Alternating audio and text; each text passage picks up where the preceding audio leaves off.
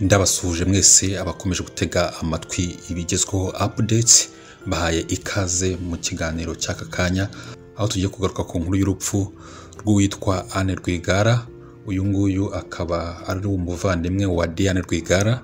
Bibutsa ko Diane Rwigara yigeze gushaka kwiyamamariza kuba perezida wa Repubulika y'u Rwanda mu mwaka wa 2017 ariko ntibyakunda. Aba akaba ari abana ba Assinapol Rwigara.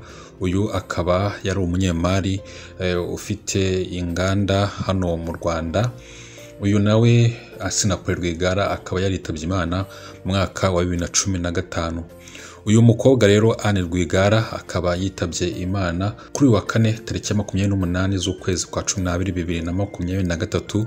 Bikaba bivugwa yuko mbere yuko yitaba Imana ngo yamaze amasaha agera kuri 30 ari kuribwa bikomeye cyane mu nda. Nyuma y'amasaha rero 30 akaba yahise bikaba byanze neza burundu agahita yitaba Imana.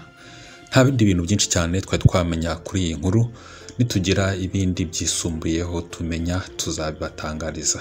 Nkaba nasoza mvuga nti Imana ihe iruhuko ridashira Anne Rwigara kandi ikomeze n'abasigaye mu muryango we ndetse n'inshuti ze. Ndabashimiye cyane, mwakoze cyane kudukurikira. Iyi ni channel ibigezweho updates, naho ubutaha.